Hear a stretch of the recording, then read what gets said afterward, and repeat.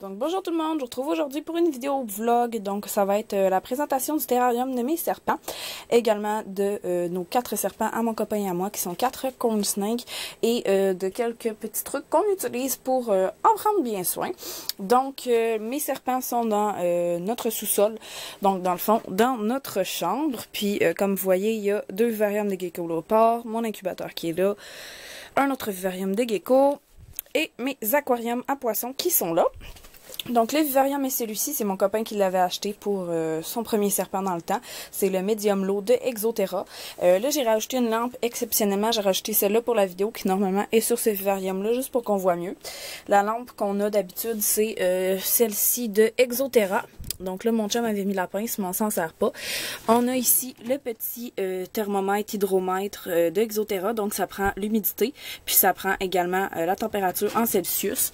Dans la lampe, c'est une ampoule Glow de 60 watts d'Exoterra. Donc voilà. Donc, je vais commencer par vous montrer les petits trucs qu'on utilise pour prendre bien soin de nos serpents. Puis après ça, je vais vous présenter ce qu'il y a dans le terrarium et les serpents. Donc, premièrement, ici, j'ai toutes les bouteilles d'eau, une de nos millions de bouteilles d'eau Gatorade qu'on utilise pour, dans le fond, mettre l'eau bouillie qu'on fait ensuite refroidir au réfrigérateur pour mettre dans les bols de nos reptiles. Donc, on remet de l'eau à tous les matins. On change complètement l'eau du plat aux 2 à 3 jours et je lave les plats avec du savon à vaisselle à toutes les semaines. Là, je m'excuse, j'ai vraiment chaud. Donc ici, ça c'est l'ampoule que j'utilise la nuit. Donc c'est une 50 watts infrarouge d'Exoterra qui m'a coûté 12 $. Elle va vraiment bien. Puis elle donne vraiment juste la bonne température parfaite. Ça ici, c'est le gel désinfectant en spray de Clorox que j'utilise pour me désinfecter les mains entre chaque manipulation d'un terrarium à l'autre. Donc voilà. Ça ici, c'est du Prasipro que je mets dans le fond dans l'eau de certains de mes geckos léopards et de mes serpents parce que j'en ai un qui a de la misère puis je suspecte qu'il y a peut-être des parasites. Puis ça, c'est le vétérinaire et un ami qui fait de la rescue qui m'avait conseillé ça pour, dans le fond, enlever les parasites. Puis c'est comme ça que j'ai réussi à faire en sorte que les vers Keowin et Rohan, ben, ils foutent le camp. Donc, j'ai pas eu besoin d'aller au vétérinaire. Donc ça ici, c'est tout simplement du Scott Towel que j'utilise pour nettoyer les besoins dans le vivarium. Je nettoie le vivarium environ aux semaine et demie, dépendamment de comment ils l'ont sali. Et ça ici, c'est le truc que mon copain a acheté au Dollarama pour 3 $. Donc, c'est un pulvérisateur à haute pression. Ils disent 2,3 pintes puis 1 litre. Donc, je pense qu'on fait un bon 4-5 jours sans avoir besoin de le remplir. Ça va vraiment bien pour humidifier, puis c'est super simple. Donc, voilà. Donc, là, on va passer au terrarium en tant que tel. Donc, les vitres s'ouvrent comme ceci. Puis le grillage, on peut l'enlever pour le nettoyer par des petites clips ici, puis on peut rentrer les fils sur le côté là-bas. Donc, premièrement, les tapis. C'est 2 tapis Xyla. Donc, il y en a un qu'on a coupé, il y en a un qu'on a choisi pour la bonne grandeur. C'est un peu de l'essai-erreur. En dessous du vivarium, là, je m'excuse pour le poil, ma balayeuse, elle a brisé, puis elle est en réparation, donc j'ai pas pu faire le ménage avant la vidéo, donc désolé. Donc en dessous du vivarium, vu que c'est la même le sol, on a mis 2 serviettes pour pas que l'hiver ça soit trop froid. Et en dessous du gros dodo, normalement on a un tapis chauffant, mais l'été il fait tellement chaud qu'on n'en a pas besoin, donc on le déconnecte. Donc, c'est ça, les 2 tapis, là on voit Poséidon qui sort la face, il fait son timide. Poséidon, c'est le corn snake de mon copain. Donc, c'est ça, les tapis, ça se lave vraiment bien, moi je trouve. Puis plusieurs personnes disent beaucoup de mal des tapis, comme quoi c'est des nids à bactéries. Mais je me suis fait confirmer par plusieurs vétérinaires que c'était le substrat le moins dangereux. Puis là, mais bon. Là, lui, il est agressif un peu avec moi. Je pense qu'il a faim ou qu'il n'aime pas la caméra. Je vais fermer les vitres. J'ai pas trop le goût de me faire croquer. Donc, c'est ça. Les vétérinaires m'ont confirmé que si on le lavait souvent, puis si on le changeait de temps en temps, c'était vraiment bien. Donc là, on voit le fil qui part du haut puis qui va là. Dans le fond, c'est une petite ventouse. C'est pour le thermomètre hygromètre d'Exoterra. Si vous entendez du bruit un peu étrange, c'est mes chats qui s'amusent. Donc ici, on a une fougère. Je check s'il n'y a personne dedans. Donc, c'est une fougère Exoterra que je vous avais déjà présentée dans la présentation du vivarium de Daenerys. Mais comme maintenant, ils ont des fleurs, ils n'en avaient plus besoin. Donc, je la mets dans le terrarium. Mon petit Aragorn, il va souvent. Puis le gros Poséidon aussi. Donc, c'est pour ça qu'elle est un petit peu toute tordue. Mais c'est une branche dans le fond qu'on peut plier. Elle est vraiment tough, puis elle se nettoie vraiment très très bien, donc ça c'est un plus. Ici, il y a une grosse branche que, dans le fond, on avait coupé un arbre dans la cour il y a quelques années. Je l'avais gardée, je l'avais toute polie, limée, puis mon copain a fini de la limer pour que ça soit vraiment pas dangereux, puis on l'a désinfecté. Dans le fond, on a une grosse roche que j'avais eue dans le fond avec Daenerys quand que je l'avais adopté. C'était dans le terrarium, donc je l'ai nettoyé. Ici, on a leur bol d'eau. Donc, c'est, je pense que c'est le moyen d'Exoterra. Et ici, c'est un gros dodo. Si je ne me trompe pas, c'est d'Exoterra. Je l'ai acheté à quelqu'un dans le fond sur Kijiji. Avant, on avait un plus petit dodo, mais là, comme on a 4 serpents... il a fallu qu'on change pour un plus grand, puis ça va vraiment bien. Il l'aime vraiment beaucoup, puis souvent ils s'en vont se faire griller sur le dessus. Donc, pour les serpents maintenant, on en a 4. Donc, on a Poséidon, le serpent de mon copain, qui lui, on sait que c'est un mâle. Il a bientôt 2 ans, je pense. Non, 1 an et demi peut-être. Donc, lui, c'est un Corn Snake Snow Stripe. Ensuite, l'autre plus gros, c'est Angel. On sait pas vraiment c'est quoi son sexe, mais moi, je décidé que c'était un gars, en attendant preuve du contraire. Donc, lui, c'est un fantôme contre Snake.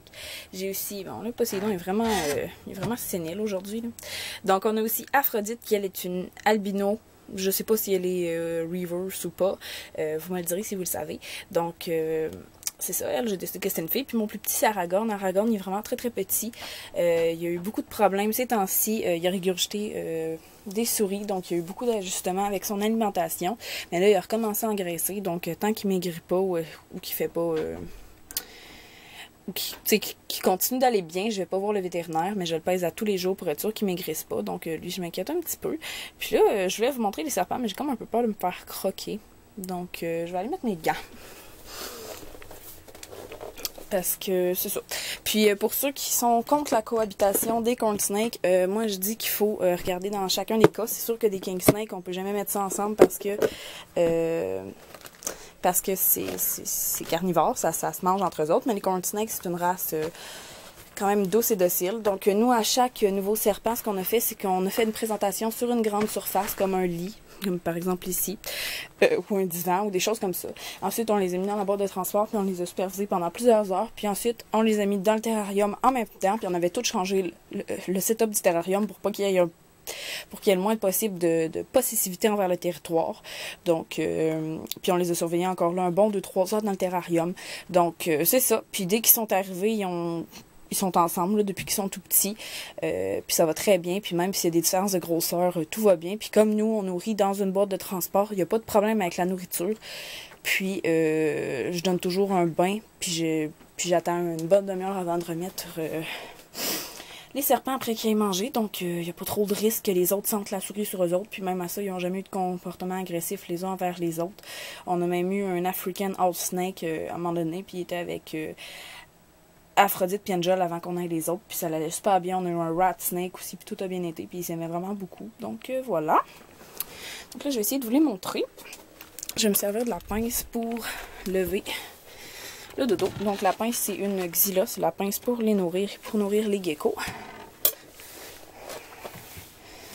Je ferme une porte parce que dans les cas où qui sont bien nerveux, je voudrais pas... Ok. Je vais déposer ma caméra le temps que je lève ça.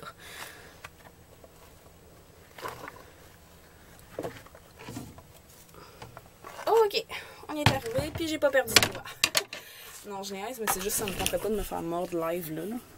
Donc, on voit nos petits bébés. Donc, le plus gros, c'est Poséidon. Celui qui est caché comme où son corps, c'est Aragorn.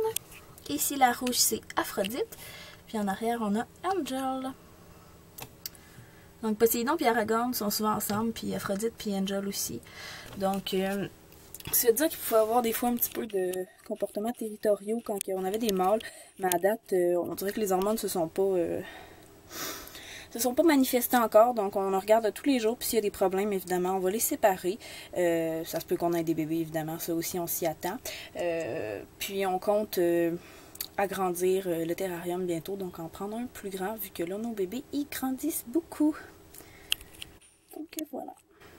Puis mes serpents sortent chaque jour ou chaque 2 jours quand j'ai vraiment pas le temps. Puis ils n'ont jamais eu de comportement agressif, là, sauf là aujourd'hui, Poséidon qui a l'air de pas trop aimer la caméra. Je sais pas si c'est la caméra ou le fait que je parle longtemps. Mais c'est ça. Aphrodite est comme en mode freeze frame. Là. Angel, il est super... Angel, mon petit grain arrière, il est super curieux. Puis Poséidon, d'habitude, il est super gentil. Puis il adore aller se cacher dans les brassières. Ouais. Donc... ils sont super gentils, super pas nerveux. Souvent, je vais même prendre des marches avec un dans le cou, puis il n'y a aucun problème. Donc c'est vraiment des bonnes bêtes, puis on les a tous achetés à l'animalerie Dino de Vanier, sauf Angel, que lui on a acheté à l'animalerie de Sainte-Foy, même si on ne retournera plus jamais là. Que voilà. Donc sur ce, je vais vous laisser avec mon petit Aragorn tout curieux. On a un Poséidon qui s'en vient nous voir. Donc si vous me demandiez, Aragorn c'est pour Aragorn dans le Seigneur des Anneaux. Aphrodite c'est pour la déesse de l'amour Aphrodite. Poséidon c'est pour le dieu Poséidon. Puis Angel c'est pour dans le fond les anges en général. Puis aussi Angel dans Buffy que j'aimais beaucoup. Donc voilà.